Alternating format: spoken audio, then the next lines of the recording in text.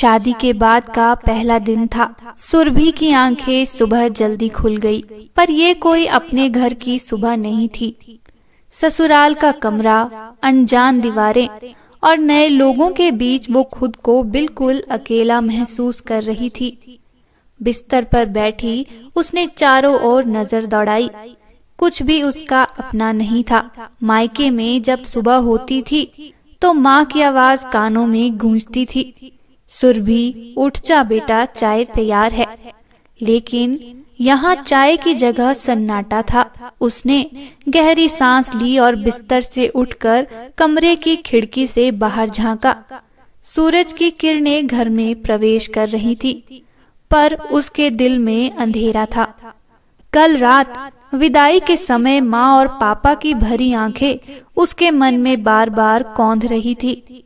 उसे याद आया कि कैसे माँ ने उसे कस कर गले लगाया था और पापा ने कांपती हुई आवाज में कहा था, खुश रहना बेटा, अब यही तुम्हारा घर है। लेकिन क्या ये सचमुच उसका घर था? यहाँ हर चेहरा अजनबी था, हर आवाज नई थी। सुरभि ने अलमारी से कपड़े निकाले और धीरे धीरे तैयार होने लगी। ससुराल में उसकी पहली सुबह थी और वो जानती थी कि सबकी नजरें उस पर होंगी। लेकिन खुद को संभालना इतना आसान नहीं था। मन में बार बार मायके की यादें उमड़ रही थी। माँ के साथ रसोई में हंसते हुए खाना बनाना, पापा के साथ बैठकर शाम की चाय पीना और भाई के साथ मजाक मस्ती करना, सब उसे याद आ रहा था। ससुराल की रसोई में कदम रखते ही उसे अपने घर की रसोई की गंध याद आई। यहाँ हर चीज अलग थी, बर्तन, मसाले और सबसे ज्यादा माहौल। वो लोगों के बीच होते हुए भी अकेला महसूस कर रही थी। सासू माँ ने कुछ बातें की, लेकिन सुरभि का ध्यान कहीं और था।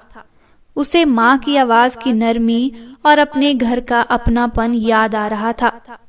उसने खुद से कहा, शायद ये समय के साथ ठीक हो जाएगा।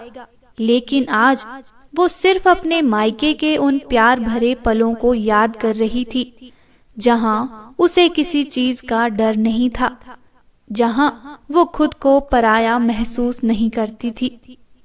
शादी के बाद का पहला दिन एक नई जिंदगी की शुरुआत होता है, लेकिन उस दिन हर लड़की अपने पीछे छूटे घर की यादों से भरी होती है।